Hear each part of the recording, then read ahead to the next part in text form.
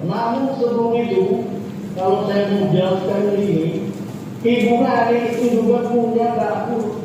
Dia setiap Sabtu dalam saya waktu itu, dan dia gunakan itu namanya Pak Presiden. Ini punya Pak Presiden, ini punya Pak Presiden.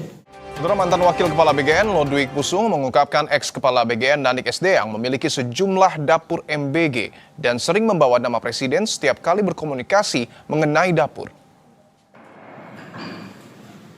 Hal tersebut disampaikan Lodwig secara daring dalam sidang pra-peradilan di Pengadilan Negeri Jakarta Pusat pada Kamis kemarin.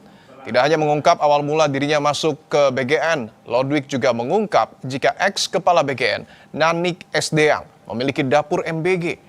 Lodwig juga bilang Nanik sering membawa nama Presiden setiap kali berkomunikasi dengannya terkait dapur tersebut. Kami bertiga wakil itu membantu Pak Dadan. Namun sebelum itu, kalau saya menjelaskan ini, Ibu Nani itu juga punya dapur. Dia setiap Sabtu dalam saya waktu itu, dan dia gunakan itu namanya Pak Presiden. Ini punya Pak Presiden, ini punya Pak Presiden. Ya, saya harus bicara apa adanya di sini, sehingga jelas ini. Ya, biar jelas semuanya ini. Hingga kini mantan Kepala BGN Nanik Esteyang belum dipanggil untuk diperiksa Kejaksaan Agung. Namun pada akhir Juni lalu, Direktur Penyidikan Jaksa Agung Muda Tindak Pidana Khusus Syarif Sulaiman Nahdi menegaskan semua orang yang mengetahui tentang tata kelola MBG berpotensi diperiksa sebagai saksi, tak terkecuali Nanik Esteyang. Namun Syarif menambahkan seseorang yang diperiksa sebagai saksi tidak serta-merta berarti melakukan penyimpangan atau tindak pidana.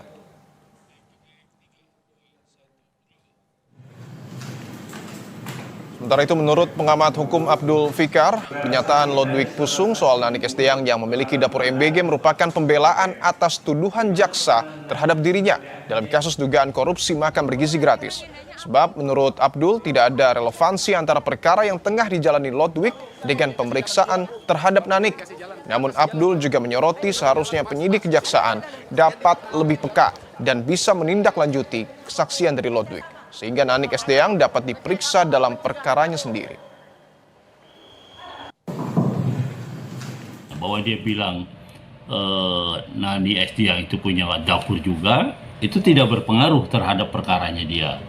Tetapi informasi itu seharusnya ditindaklanjuti oleh penyidik. Kejaksaan bisa mengumpulkan alat bukti lain, keterangan saksi lain, ya termasuk keterangan Pak Lodwig Pusung itu, untuk memproses Nani Esteyang kalau memang ada bukti bahwa mempunyai dapur itu bagian dari satu pelanggaran atau bagian dari satu tindak pidana korupsi. Nah, jadi dia akan diperiksa, akan diproses di dalam perkaranya sendiri. Lalu sejauh mana nyanyian mantan Wakil Kepala BGN Lodwig Pusung bakal ditindaklanjuti penyidik? Apakah Nanik Esteyang akan diperiksa Kejaksaan Agung? Kita bahas bersama peneliti Pukat Kajian Anti Korupsi Fakultas Hukum Universitas Gadjah Mada, Zainur Rohman. Mas Zainur, selamat petang. Selamat petang. Baik, Mas Zainur, bagaimana Anda membaca pernyataan Lodwig ini? Apakah tersirat untuk meminta Lodwig ini agar Nanik diperiksa atau justru seharusnya bahkan Nanik ditetapkan sebagai tersangka? Ya tentu ini sebenarnya kan Lodwig Pusung sedang mengajukan pra-peradilan yang kedua. Ya. Pra-peradilan itu fungsinya untuk menguji apakah tindakan penyidik dalam penetapan tersangka sesuai dengan Kitab Undang-Undang Hukum Acara Pidana atau tidak. Namun dalam persidangan pra-peradilan, Lodwig Pusung justru mengungkapkan satu materi bahwa Nani Esteyang kerap kali menjual, mencatut nama presiden. Nah, saya melihat ini adalah satu forum yang sengaja dibuat oleh Lodwig untuk berbicara kepada publik bahwa ada satu pihak loh yang belum didalami secara berarti oleh penyidik kejaksaan. Siapa itu? Yaitu Nanik Esteyang. Oleh karena itu, ini penting sekali bagi penyidik untuk follow up, menindaklanjuti keterangan dari Lodwig Pusung. Bahkan kalau kita ingat, keterangan yang serupa juga disampaikan oleh Sony Sanjaya, Betul. Wakil Kepala BGN. Artinya ada dua orang berbicara tentang satu subjek dengan nada yang mirip. ini adalah informasi yang sangat berharga yang harusnya didalami oleh penyidik untuk menentukan apakah di jajaran pimpinan BGN memang hanya 3 orang itu, Dadan, Sony, dan juga Ludwig, atau juga ada keterlibatan Nani Esdeyang. Sehingga publik masih menunggu nih, Mas. Kenapa hanya 3? Yang satunya memang tidak ikut berbuat. Itu yang ditunggu oleh publik. Oke, sebelumnya juga jaksa mengatakan bahwa memang sudah membuka peluang untuk memeriksa Nanik SD yang meskipun hingga kini belum ada tanda-tanda ke arah sana. Artinya kalau mengutip pernyataan Anda, Mas Zainur, ketika sudah ada pernyataan dari Ludwig dan Sony Sonjaya, artinya mendesak untuk Kejaksaan Agung memeriksa Nanik SD yang. Tentu ya, penting sekali untuk diperiksa karena kapasitas jabatannya Wakil Kepala BGN. Yang bersangkutan perlu dilakukan pemeriksaan. Bagaimana ketika yang bersangkutan menjabat sebagai Wakil Kepala BGN. Bagaimana juga kebenaran informasi dari pihak-pihak yang menyebut namanya. Tidak-tidaknya nama Sony Sanjaya dan juga Ludwig Pusung yang dua-duanya sesama Wakil Kepala BGN dan dua-duanya menyebut. Sehingga nanti itu harus dicocokkan keterangan Sony Sanjaya, keterangan Ludwig Pusung, keterangan dari Nani Esdeyang, juga dicocokkan dengan alat-alat bukti yang lain. Misalnya alat bukti elektronik. Apakah misalnya ada chat, bukti percakapan pesanan singkat di antara mereka, atau misalnya punya WhatsApp group, nanti akan dicocokkan satu persatu, sehingga keterangan itu bisa diuji satu persatu. Apakah keterangan yang disampaikan adalah keterangan yang benar, atau hanya sekadar menyeret-nyeret nama dan juga kemudian ujung-ujungnya ingin membela diri. Sehingga saya pikir dari sisi teknik penyidikan, ini satu hal yang sudah sangat dikuasai oleh penyidik. Yang publik tunggu adalah gerak cepat dari penyidik Kejaksaan Agung, sebagaimana mereka dulu di awal kasus ini ditangani, sangat cepat bergerak memanggil sedemikian banyak pihak dan juga menetapkan tersangka beberapa pihak termasuk pihak swasta. Tetapi sekarang sepertinya agak lambat kita lihat begitu ya, termasuk Agak lambat. penanganan terhadap pemeriksaan terhadap Nani SD yang begitu. Oke, apakah kelambatan, menurut Anda, kelambatan Kejaksaan Agung dalam mengungkap kasus ini juga ada kaitannya dengan dugaan Nanik yang kerap mencatut nama presiden sehingga Kejagung lebih berhati-hati untuk mendalami hal ini?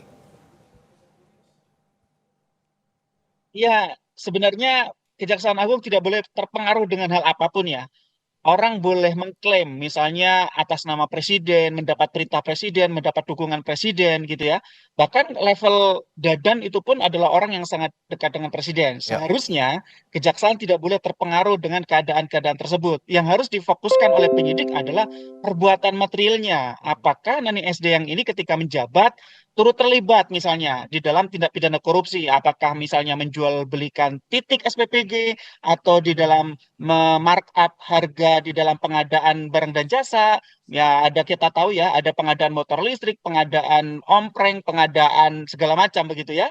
Nah, yang ketiga adalah apakah ada persekongkolan yang dilakukan oleh Nani Esdeyang. Misalnya Ya. dengan mencatut nama presiden, apakah itu digunakan untuk memuluskan memperoleh persetujuan untuk titik-titik baru SPPG yang ternyata dibawa sendiri. Kalau kita dengar keterangan Ludwig Pusung, Ludwig mengatakan bahwa Nani SD yang ini punya SPPG ternyata gitu Ya. ya. Artinya itu informasi yang sangat berharga seharusnya didalami oleh penyidik. Jangan sampai misalnya ternyata memang benar ada konflik kepentingan tetapi dibiarkan begitu saja.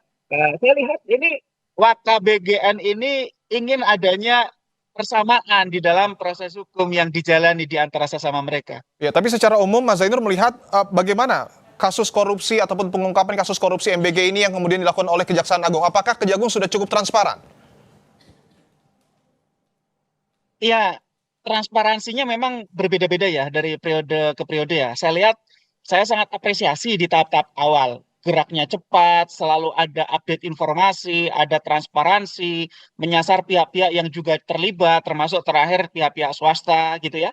Tetapi lama-kelamaan kita melihat ada semacam penurunan pace begitu ya, penurunan kecepatan.